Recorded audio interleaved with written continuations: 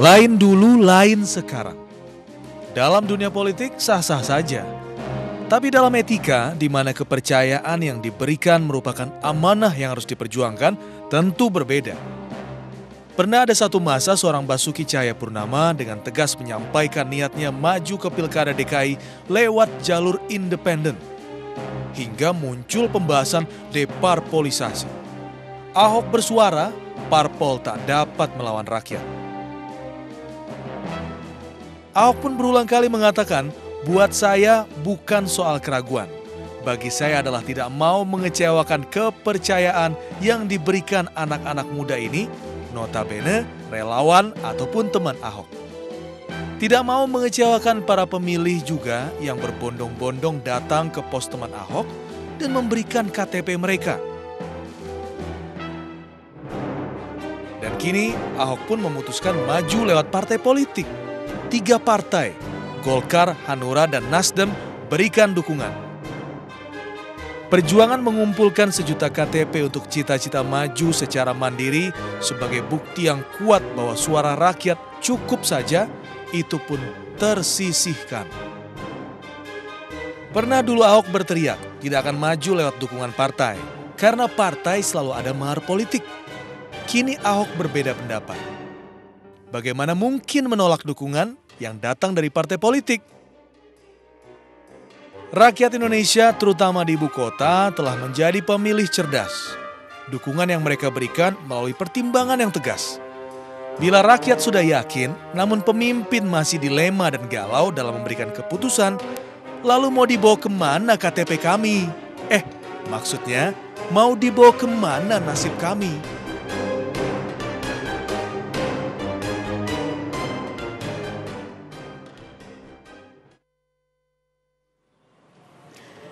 Antara teman Ahok, parpol, dan etika. Mungkin ini sebuah bentuk keraguan di awal yang mungkin dirasakan oleh Gubernur DKI Jakarta Basuki Cahayapurnama atau Ahok yang memang akan maju dalam Pilkada DKI mendatang. Namun akhirnya Ahok memilih untuk bergabung dengan partai walaupun awalnya sangat menghargai besarnya dukungan yang diberikan oleh para relawan dan juga sebagian besar warga Jakarta. 1 juta KTP sudah terkumpul dan relawan pun juga begitu yakin untuk mengusung Ahok sebagai Gubernur DKI Jakarta di tahun 2017 nanti. Kita akan coba bahas apakah memang ini bentuk ketidakkonsistenan dari seorang Ahok untuk maju dalam Pilkada DKI Jakarta. Sudah hadir 2 orang narasumber di Talk 2 News pada malam hari ini. Saya perkenalkan terlebih dahulu ke hadapan Anda pemirsa dari Wakil Sekjen DPP PDIP ada Pak Eriko Sotarduga. Selamat malam. Selamat malam Mbak Rizka. Kemudian ada juga Pak Haji Lulung Abraham Lunggana yang merupakan Wakil Ketua DPRD yang juga sudah menyuarakan apa yang terjadi sebenarnya begitu ya ketika Pak Ahok ini memutuskan untuk bergabung dengan partai politik. Begitu ya Pak Haji? Apa komentar Anda waktu itu? Waktu itu komentar ke independen kali ya. Saya bilang itu propaganda. Propaganda Anda mengatakan. Dan retorika. Saya bilang itu sah-sah saja dalam strategi politik yang dilakukan. Dan saya mengatakan pada saat itu tidak mungkin. Kenapa? Karena yang pertama tidak mudah mendapatkan 1 juta KTP. Ini harus lewat verifikasi yang sangat luar biasa mekanismenya. Yang kemudian kepercayaan rakyat 1 juta itu tidak begitu mudah saja kepada seorang gubernur ya, Saudara Ahok. Oleh karenanya saya katakan kalau Pak Ahok maju dari independen, saya berani potong telinga saya. Anda mengatakan berani untuk potong telinga kalau memang maju secara independen. Karena saya yakin itu propaganda dan nggak mungkin, mustahil. Berarti kalau sekarang sudah maju melalui jalur politik, telinga Anda aman ya? Aman dong. Taruhannya dua-duanya kemarin. Jadi ini memang bentuk keyakinan Anda bahwa independen itu tidak mungkin? Tidak mungkin dan itu merupakan propaganda dan itu sah-sah saja. Nah kemudian seorang pemimpin harusnya konsisten. Ya, konsisten karena seorang pemimpin, baik itu pejabat negara, maupun pejabat pemerintah ini tidak terlepas dari sebuah konsisten, panggilan jiwanya, panggilan pemikirannya berhadapan dengan masyarakat, bahwa konsisten ini adalah merupakan juga satu komitmen. kepada masyarakat kita. Oke, Mas Eriko, kalau Anda lihat apakah memang benar ini bentuk ketidakkonsistenan begitu dari seorang calon untuk di Pilkada 2017? PDIP juga kabarnya kan sempat ini berkomunikasi begitu dengan Pak Ahok untuk mengusung atau mungkin berbisik-bisik terlebih dahulu lah. Ya, saya harus mengakui itu Mbak Rizka, beberapa kali pertemuan kebetulan dengan DPP maupun juga dengan Ketua Umum, kami sudah menyampaikan bahwa bukan salah maju dari perseorangan, tidak. Dalam undang-undang kita, dalam peraturan kita bahwa maju dari perseorangan dan ada partai politik itu sah-sah saja. Sah-sah saja, nah, oke. persoalannya, ke depannya kami sudah mengingatkan. Contoh ini, dalam penyusunan anggaran ya Bang Haji ya. Kedua, dalam proses pengawasan. Ketiga, yang paling bukti nyata ini Bang Haji ada di sini. Tahun lalu hak menyatakan pendapat. Itu tidak terjadi karena PDI Perjuangan tidak mendukung. Dikarenakan apa? Karena ini pemerintahan Pak Jokowi dan Ahok ini kita dukung sampai di selesainya pemerintahan beliau sampai tahun 2017 itu. Dan tahun ini juga seperti itu. Nah, jadi ini sudah kami sampaikan bahwa penting sekali dukungan dari partai politik. Karena bagaimanapun negara demokrasinya yang baik harus ditunjang oleh institusi partai politik yang baik pula. Nah, ini menjadi pilar demokrasi. Nah, itu sudah kami sampaikan. Bukan berarti artinya seperti relawan itu tidak penting. Wah, sangat penting. Dan juga dari pengalaman kami, karena kebetulan saya pada waktu kampanye Pak Jokowi ditunjuk oleh Ketua Umum, oleh partai untuk menjadi koordinator tim kampanye nasional relawan. Yang mengkoordinir hampir 1.800 kelompok relawan yang kurang lebih 1,1 juta anggotanya. Ini kerjasama antara relawan dan partai politik ini itu yang paling baik, itu yang paling sempurna. Karena ada pasarnya para relawan, ada pasarnya juga yang bisa digapai oleh partai politik. Ya, pada saat PDIP melakukan pertemuan dengan Pak Ahok, apa reaksi yang sudah disampaikan? Apakah memang ada reaksi penolakan pada saat itu, walaupun akhirnya memilih dengan partai politik? Beliau kan menyampaikan bahwa karena ini teman-teman muda, teman-teman Ahok ingin segera ada satu kepastian. Nah, kalau partai kan punya mekanisme. Nah, kalau mekanisme ini tidak boleh diistimewakan karena seseorang. Tidak boleh, karena ini bekerja di seluruh Indonesia. Nah, kami kan membuka kesempatan ini seluas-luasnya. Makanya kalau kita secara jujur Mbak Rizka, kita mempunyai 3 skenario. Skenario pertama itu adalah kemarin sudah diadakan fit and proper test terhadap 27 orang yang akhirnya mendapatkan 6 orang yang disampaikan kepada Ketua Umum. Tentu saya tidak bisa membuka di sini. Nah, bersama juga tentunya dengan pasangan dengan kader kami. Nah, skenario kedua adalah kami maju sendiri dengan kader kami sendiri. Nah, skenario ketiga lah yang itu kita buka kepada Pak Ahok. Sebenarnya seperti itu yang terjadi. Nah, lalu responnya? Responnya sampai saat ini ya tentu kita menunggu. Kalau dari jalur DPD kan sudah ditutup, jalur di DPP belum ditutup dan juga langsung menjadi keputusan dari Ketua Umum juga memang itu menjadi hak prerogatif. Artinya nomor 3 ini juga masih terbuka peluang masih begitu terbuka, ya untuk beliau kalau memang atau mungkin dari PDIP akan mengusung. Nah, sebenarnya kalau mau kita jawab secara jujur Mbak Rizka, bola ini ada di beliau sekarang. Nah, tapi satu Bang Haji Lulung yang patut kita syukuri Bang Haji di antara ini adalah bahwa Pak Ahok menyadari bahwa jalur dari partai politik itu adalah yang memang terbaik. Seperti itu. Itulah yang kemudian saya katakan Pak Ahok kembali ke jalan yang benar. Kalau kembali ke jalan yang benar, Kalau saya mau bicara lebih ke dalam lagi, Pak Ahok minta maaf nih, Pak Ahok tuh menjilat ludahnya sendiri. Kalau kemarin beliau mengatakan banyak ketidakpercayaan dengan DPRD. DPRD kan terdiri dari beberapa fraksi partai. Kemudian dia katakan tadi dan sering saya mendengar bahwa kekuatan suara rakyat itu adalah sangat dominan. Nah, kalau ini pegangannya saya rasa itu dia harus konsisten maju dengan perorangan tadi. Nah, kemudian hari ini diputuskan saya katakan, oh berarti Pak Ahok itu kembali ke jalan yang benar karena demokrasi yang lebih kental adalah lewat partai politik. Karena tadi pengawasan, budgeting dan peraturan undang-undang memang dibahas bersama-sama. Baik, Pak Haji, Mas Eriko, kita break terlebih dahulu begitu ya. Saya harus potong karena kita akan bergabung dengan rekan-rekan yang ada di Kontras untuk mendengarkan keterangan pers. Ini tidak terkait dengan Pak Ahok, tapi ini terkait dengan eksekusi mati yang kemarin begitu ya. Muncul pernyataan dari koordinator Kontras yang menceritakan tentang kesaksiannya bertemu dengan seorang Freddy Budiman. Kita bergabung menuju ke kantor Kontras di Jakarta. Awal minggu ini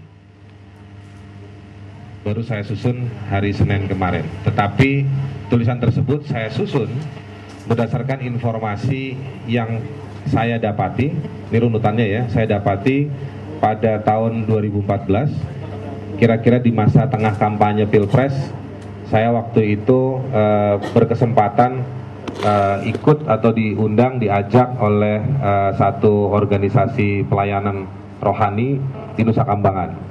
Jadi ada Ibu Suster yang namanya Ibu Suster Yani.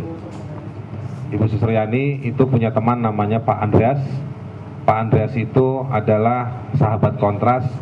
Dia yang membantu Kontras dan meminta Kontras untuk mendampingi, kalau teman-teman pernah ingat di media rame soal kasus Ruben Patasambo, kasus hukuman mati, kasus yang baru didaftarkan peninjauan kembalinya oleh Kontras, anak yang yang mau dieksekusi hukuman mati juga, namanya Yusman Peranambua dari Nias.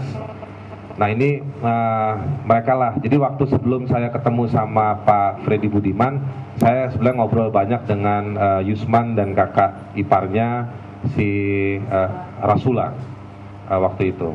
Setelah ketemu dengan Yusman dan Rasula, dengar ceritanya, saya di ruangan di salah satu LP di Nusa Kambangan, karena ada 4 LP, saya LP yang paling depan, yang paling awal itu. Disitulah yang LP besarnya, LP utama, pimpinannya namanya Pak Sitinjak Liberty. Pak Sitinjak Liberty. Sebelum ketemu dengan mereka, saya ketemu dengan Pak Sitinjak untuk ngobrol-ngobrol. Termasuk sebenarnya ngobrol-ngobrol itu membicarakan soal bagaimana tantangannya dia mengelola LP di Nusa Kambangan, termasuk soal keterangannya dia bahwa dia didatangi, kira-kira kurang lebih seperti itu ya, oleh pejabat dari BNN, saya tidak tahu pangkatnya apa, yang meminta atau mempertanyakan kira-kira kenapa Pak Sitinjak memasang 2 kamera yang mengawasi 24 jam terhadap Freddy Budiman dan beberapa narapidana lainnya seperti John K. Jadi dia secara tidak langsung, implisit dalam pernyataannya ngobrol dengan saya, dia mempertanyakan, kira-kira mencari bantuan, Mas Haris bagaimana saya mau kerja bener kok malah diganggu seperti ini. Gitu.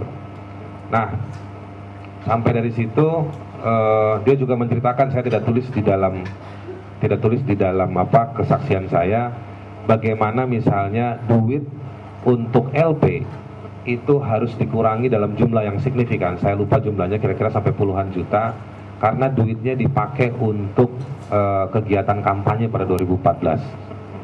Saya tidak masukkan ke situ karena takutnya isunya jadi melebar kemana-mana.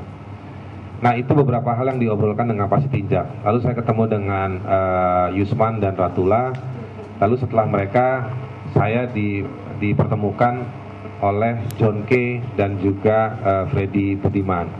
Jadi Bu Yani yang mengundang saya, ngajak saya, dia bilang, Mas Haris, ini John K dan Freddy Budiman mau ketemu sama Mas Haris, mau ngobrol-ngobrol. Saya bilang oke, silakan.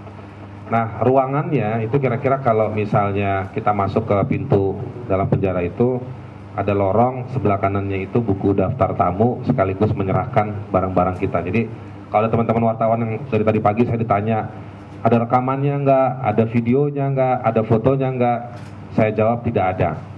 Karena semua alat elektronik yang bisa merekam, mengambil foto ataupun mencatat itu tidak diperbolehkan. Saya harus hormati aturan di penjara karena itu komitmen dari Pak Sitinjak yang juga sangat welcome untuk saya datang. Saya serahkan ke sana dan saya masuk, diajak ke ruangan ketika lorong itu, setelah sebelah kanan meja pendaftaran dan juga penitipan barang, itu ruangannya belok ke kiri. Di sebelah kiri itu ada ruangan yang di depannya itu setengah kaca, bisa dilihat Pak Sitinjak full. Jadi saya bukan nyelonong, mendek-mendek, nyusup, masuk ke sel, ketemu, tidak. Jadi Pak Sitinjak mengawal saya untuk ketemu Yusman, ketemu John K maupun ketemu Freddy Budiman. Dan di dalam situ diantaranya selain ada John K dan Freddy Budiman, ada juga Pak Andreas dan juga ada Ibu Yani. Lalu kemudian datang 2 orang itu diawali dengan John K yang cerita bagaimana kasusnya dia dan juga apa yang dia lakukan. Tidak lama setelah John K bercerita, lalu dilanjutkan dengan si Freddy Budiman. Kurang lebih mungkin 2 jam, mungkin lebih ya. Tapi dia bercerita banyak seperti yang ada di tulisan itu. Dia sebetulnya, saya tidak perlu mengulang apa yang disampaikan, teman-teman bisa lihat di catatan tertulis yang saya bikin. Tapi sebetulnya dia berangkat dari satu situasi begini. Pak Haris, saya ini bukan orang yang takut mati. Saya terima risiko atas kejahatan yang saya lakukan. Tapi kenapa yang dihukum itu turut serta dengan saya justru si supir kontainer atau ada prajurit TNI yang anggota BAIS, yang prajurit bawah. Gitu. Terus dia mulai di situ. Saya juga mulai bingung. Tapi dia mulai menceritakan, yang mulai menjelaskan masalahnya bahwa apa yang saya lakukan. Jadi dia bilang begini, saya kalau mau datangin barang yang besar, yang banyak, saya kan tentunya harus diacarain. Saya telepon bea cukai, saya telepon polisi, saya telepon BNN untuk diacarain. Semua pada nitip harga, saya okekan. Kenapa saya okekan? Karena Pak Haris tahu nggak berapa harga barang keluar dari pabrik di Cina itu, dari bos saya. Saya tebak 50.000, dia bilang salah, itu cuma 5.000 rupiah. Cuma 5.000 rupiah. Jadi orang mau nitip 10.000, 30.000, saya tidak pernah takut atau tidak pernah mundur. Saya okekan terus. Saya bisa jual barangnya 200.000, 300.000. Jadi buat apa kalau nitipin barang, nitip harga itu tidak saya okekan. Nah, ini kurang lebih keterangannya yang dia sebutkan.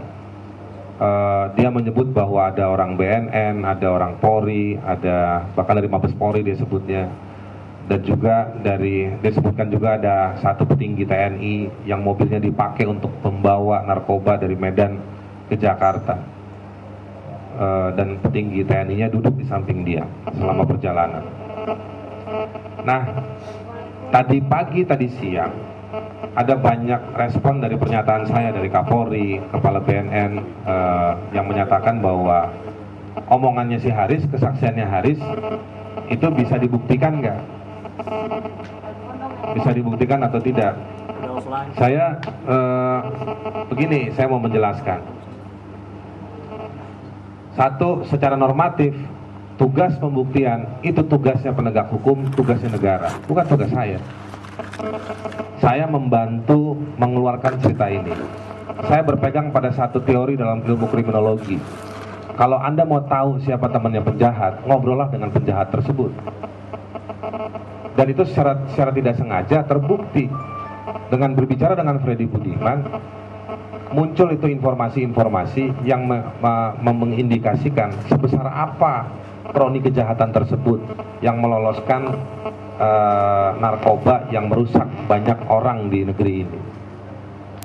Jadi kalau soal saya dibebankan pembuktian, mohon maaf,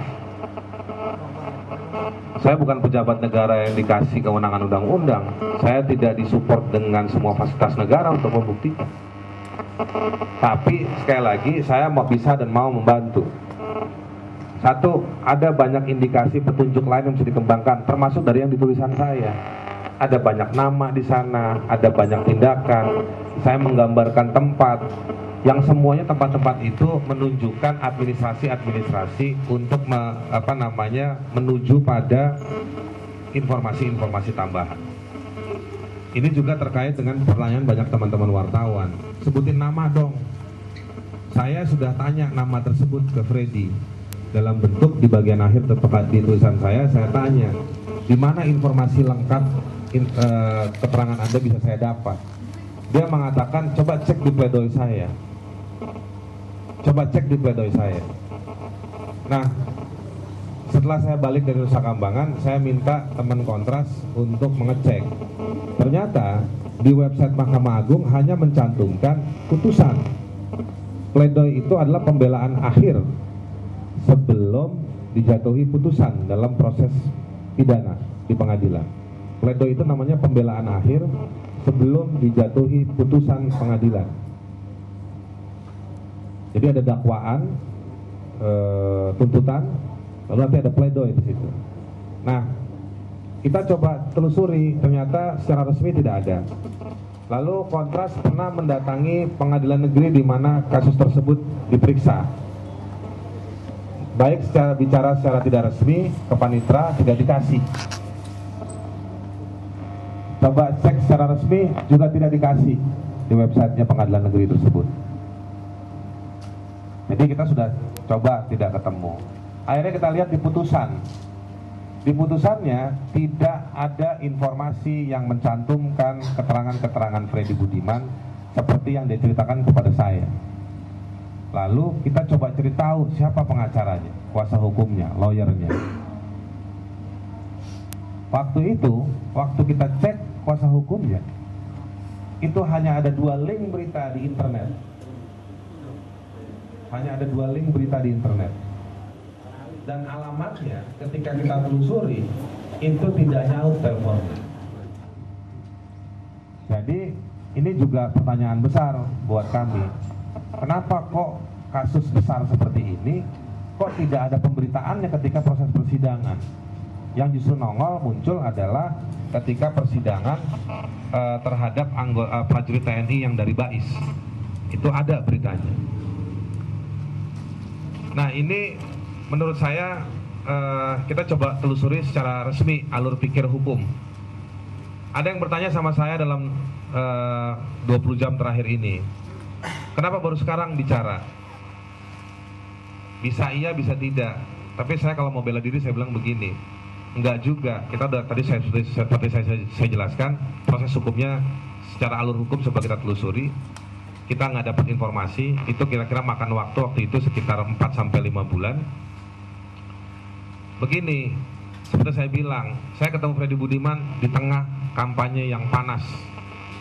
Bicara dengan pemerintahan SBY, mereka sudah nyiapin kardus untuk beres-beresin dokumen. Nggak ada gunanya bicara sama mereka. Semua menunggu rejim politik seperti apa yang terpilih. Begitu baru terpilih, kita juga harus menunggu wait and see. Gak lama setelah kejadian rame soal KPK, Bambang Wijoyanto dan Abraham Samad dikriminalkan. Kita jadi nggak tahu juga mau ngobrol sama siapa. Dan jujur memang seperti ada jarak antara Kontras dengan polisi atau dengan pemerintahan Joko Widodo. Karena kita nggak tahu nih model pemerintahannya seperti apa kalau merespon situasi-situasi seperti ini. Kita juga nggak mau gegabah. Yang kita sebut institusi-institusi yang punya yang cukup punya kekuatan politik, punya uang, punya undang-undang, punya senjata. Jadi efek ngamuknya besar kalau kita salah-salah ngomong. Jadi kita lihat dulu apakah Joko Widodo punya kaki, punya tangan, punya kekuatan untuk ngontrol institusi-institusi ini. Dan akhirnya kami tidak menemukan keyakinan itu. Karena kami tidak mau hanya melapor dan melempar data ini, lalu direspon hanya dianggap sebagai orang gila yang nuduh ratusan M diambil sama institusi ini, oknumnya, atau diambil dengan institusi yang lainnya. Bahwasanya saya sering mendiskusikan dengan teman-teman di Kontras, teman-teman bisa tanya, saya sering mendiskusikan dengan teman-teman di Kontras. Bahkan saya juga pernah menyampaikan kepada salah satu petinggi, tapi saya tadi sudah telepon, beliau minta namanya tidak disebut. Saya pernah ngomong sama dia, Pak, ini ada kejadian kayak begini. Oke Mas, saya akan perhatikan. Tidak ada janji, itu bukan laporan. Karena dia juga tidak merepresentasikan satu institusi yang punya kewenangan untuk menindaklanjuti. Tapi dia bilang hanya memperhatikan. Sampai akhirnya ada yang bertanya, kenapa sebelum dan ketika Freddy Budiman masih hidup? Ya buat saya, kalau saya luncurkan ketika Freddy Budiman masih hidup, di luar momentum ketika dia mau dieksekusi, tidak ada yang akan memperhatikan juga. Nah, jadi memang minus dalam kurun 7 kali 24 jam akhirnya saya memutuskan, saya diskusi dengan beberapa teman di Kontras, kita keluarkan data ini dan saya pasang badan. Saya ambil risiko penuh atas informasi tersebut. Ini dalam rangka untuk menunjukkan bahwa terlepas dari kita pro hukuman mati atau anti hukuman mati, kita hanya akan mau bilang kalau Anda eksekusi orang ini, Anda berpotensi menghilangkan keterangan-keterangan yang signifikan untuk membongkar kejahatan yang melibatkan sejumlah pejabat di institusi negara dan juga melibatkan ratusan miliar uang untuk suap menyuap. Nah, saya janji, waktu itu saya hari Senin sore, akhirnya saya telepon orang yang namanya Johan Budi. Senin sore, saya telepon Johan Budi. Saya sampaikan informasi ini. Saya bilang, Pak Mas, ini ada informasi seperti ini. Dia sebetulnya kaget dari ekspresi suara yang saya dapat, dia kaget. Dan dia merasa ini penting. Tapi dia bilang, Mas Haris tolong jangan dibicarakan dulu ke media. Saya pegang janji itu. Dengan harapan beliau bisa bicara ke saudara Joko Widodo. Tapi setelah hari Senin sore, saya sudah siapkan tulisannya. Sampai hari Kamis kemarin, kira-kira maghrib, itu tidak ada kabar sedikit pun. 1 senti, 1 mili, atau 1/10 mili pun tidak ada beritanya. Akhirnya tulisan saya kirim ke saudara Johan Budi. Dalam hitungan menit dia telepon saya. Saya minta tolong kepada Anda semua. Anda mohon biar berimbang, tanya Johan Budi kalau perlu malam ini. Waktu hari Senin saya janji tidak bicara ke media. Tapi ketika sampai hari Kamis dia tidak juga kasih kabar ke saya atau ke siapapun terkait dengan isu soal ini. Menurut saya harus melampaui janji saya. Karena menurut saya, urusan penegakan hukum, urusan kemanusiaan, urusan penanganan narkoba, itu bisa melampaui, secara moral dia melampaui janji tersebut. Jadi saya mohon maaf kepada saudara Johan Budi, saya ingkari janjinya karena ada kepentingan yang lebih besar buat bangsa ini.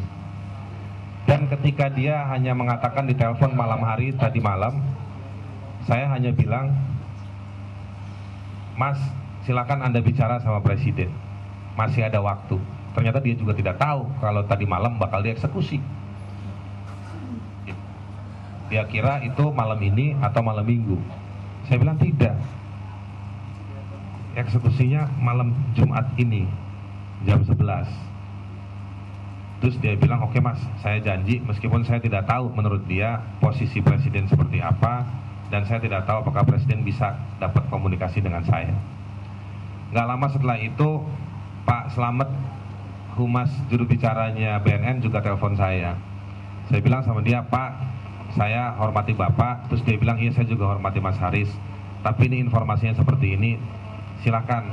Kalau Anda mau tindak lanjuti silakan, kalau tidak juga silakan. Tapi dia cukup responsif, cukup komunikatif. Nah, jadi kesimpulannya, kalau ada yang tanya sama saya, apakah sudah melakukan sejumlah hal, insya Allah sudah. Apakah itu optimal, silahkan dinilai. Saya tidak mau memaksakan penilaian bahwa itu optimal. Karena begini, kawan-kawan sekalian, kita mau nempuh proses hukum, kita tahu. Saya tahu ada banyak teman-teman pendamping orang yang dihukum mati. Nanya gerasinya aja nggak pernah dikasih. Jadi Presiden itu sebenarnya punya wewenang untuk menguji apakah kasusnya itu penanganannya seperti apa. Nah, kita itu pengen tahu yang namanya saudara Joko Widodo ketika dia sebagai Presiden memeriksa sebelum mengeluarkan surat gerasi ditolak atau diterima, dia menempuh cara-cara seperti apa memeriksa kasusnya. Tapi yang pasti semua kasus narkoba gerasinya ditolak. Semua PK di zaman Joko Widodo ditolak. Nah, jadi kalau mau dibilang kenapa kita nggak menempuh cara hukum, saya hormati banyak pejabat, banyak orang yang dari tadi pagi bicara seolah-olah mau membantah pernyataan saya, hormati hukum, hormati hukum. mudah-mudahan saya, teman-teman Kontras, teman-teman pendamping ini semua, kita hormati hukum. Tapi kalau ada hukum yang lemah, yang tidak dijalankan oleh orang-orang yang tidak amanah, ya juga harus diakui dong. Gitu. Kenapa giliran eksekusi begini, peradilan dianggap sempurna, tapi banyak kasus peradilan dibiarkan dikritik. Nah, jadi saya juga lihat situasi itu, makanya kita juga tempuh cara non-hukum. Sedih juga saya ngelihat negara ini dikelola dari dalam istana, cara-cara non-hukum lebih dikedepankan daripada cara-cara hukum. Cara hukum dipakai kalau menguntungkan popularitas si pejabat negara. Nah, saya juga menyesal kenapa indikasi Senin saya sudah ngomong sama Johan Budi, meskipun Pak Johan Budi sudah bicara ke Jaksa Agung, tapi tidak ada pembicaraan yang optimal mengatakan soal, ini bukan soal nyelamatin Freddy Budiman, ini soal menyelamatkan institusi negara yang dipakai untuk memfasilitasi bandar, pengedar, operator, apapun lah Anda menyebutnya. Ada yang, misalnya saya ngobrol dengan Mas Johan Budi, tapi cara apa lagi? Saya bilang, ya presiden itu punya otoritas dong di pimpinannya Jaksa Agung. Gitu. Nah, itu yang saya juga menyesali, Jaksa Agung kita kok nggak ada cerdas-cerdasnya sedikit pun untuk melihat kasus ini. Gitu. Ini kayak orang mesen gado-gado asal dibungkus dibawa kabur. Dia nggak tahu tuh isi gado-gadonya apa. Dia punya kewenangan soal itu. Dan jika kasus ini tidak bisa terungkap, saya berani bicara paling depan bahwa Jaksa Agung adalah orang yang paling bertanggung jawab untuk mengaburkan kasus ini.